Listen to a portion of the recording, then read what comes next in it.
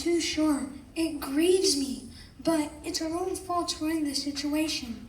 Remember learning how God told Moses if we're unfaithful to him, he'd scatter us among the nations? That's right, but didn't he also tell Moses that if we return to him and obey his commands, he would gather our people back together? Exactly. So we really need to pray and fast. Okay, now lay me down to sleep. Pray the Lord my soul to keep. Whoa, what are you doing? I'm praying and fast. No, that's not what I meant. I meant we have to seek the Lord with all our heart, and that can involve confessing our disobedience in a lot of prayer, and fasting or ignoring what our body wants in the way of food, so that our spirit can concentrate on what God might be trying to tell us. After all, if we're going to do anything worthwhile to help our brothers in Jerusalem, we've got to get off to a real good start.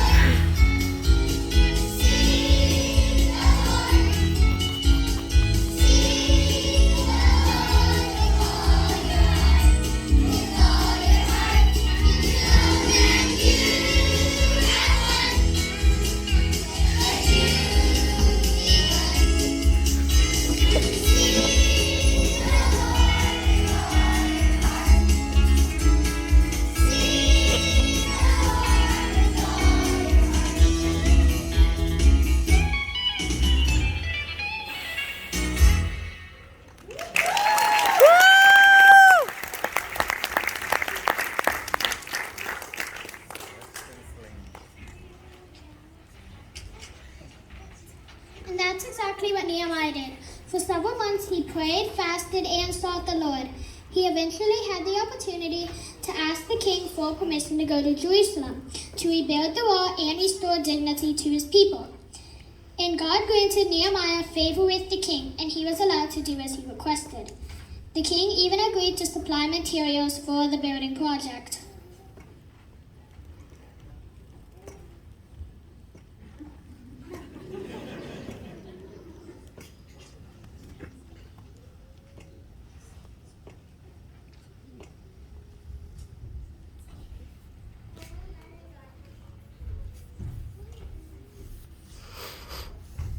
Well, Nehemiah, we made it all the way from Persia.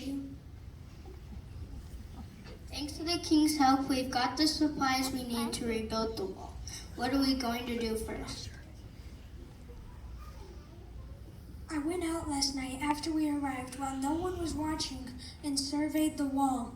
It's in bad shape, but God has given me a plan that we can get the job done.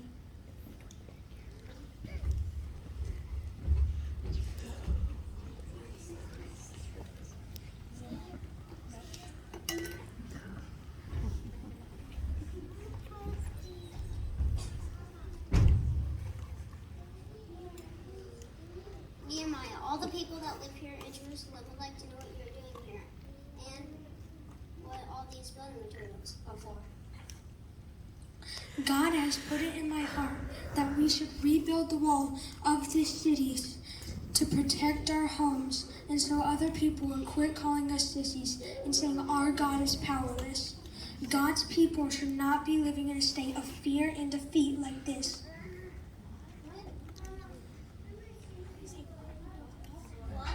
Rebuild the wall? Us? It just can't be done. It just can't be done, Nehemiah. You don't know the kind of obstacles there are. Hey.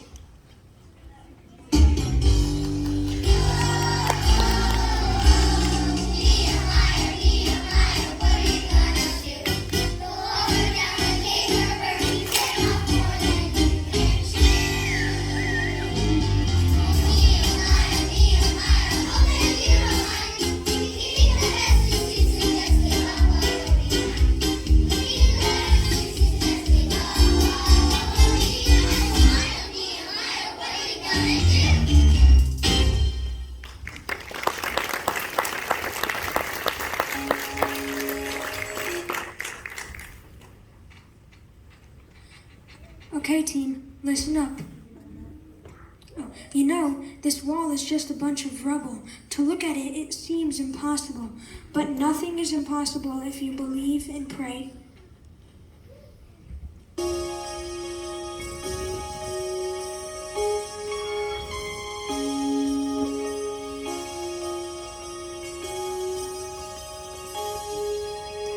I have a dream. It's bigger. They say there's no way you'll never succeed, but I have a God, on Him I will call. You get tall and you fall on your knees.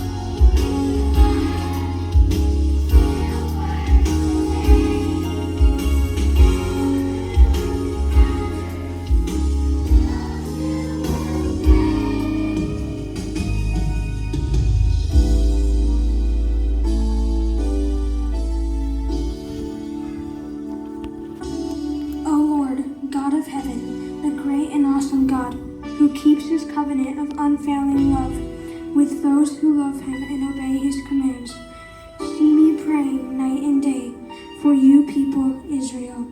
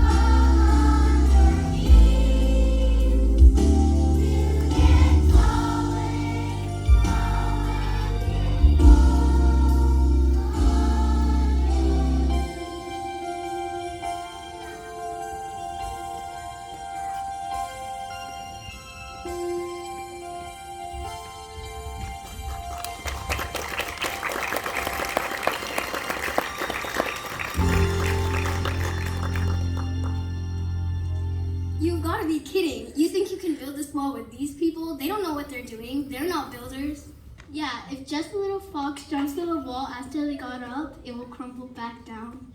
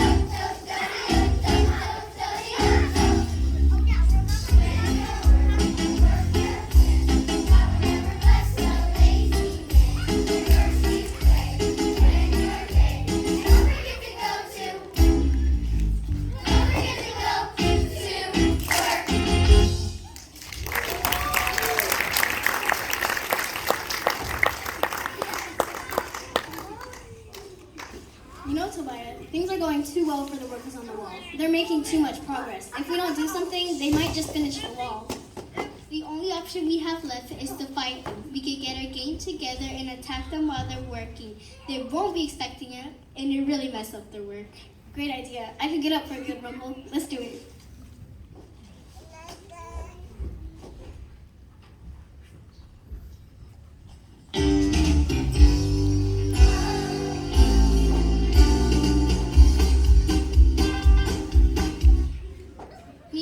Nehemiah, I just heard Sanballat and Tobiah talking.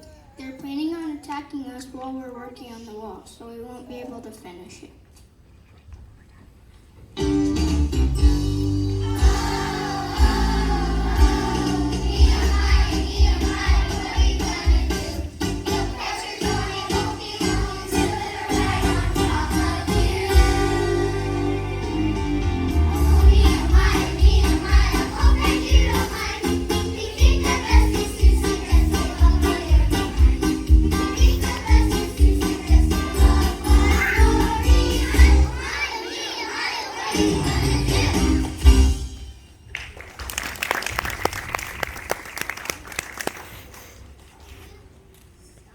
As you have seen, Nehemiah was not one to run away from his problems. He depended on Jehovah God for guidance and strength.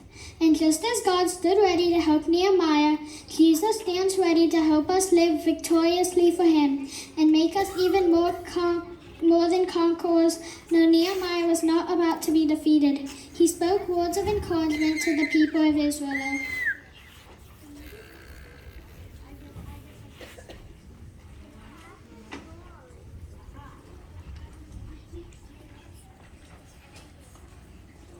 Don't be afraid of them. Remember, the Lord is who is great and awesome. And fight for your families and your houses. Here's what we gotta do. We gotta keep working and be prepared to fight if we have to. Keep your tools in one hand and your sword in the other. And keep alert because the enemy could attack at any moment.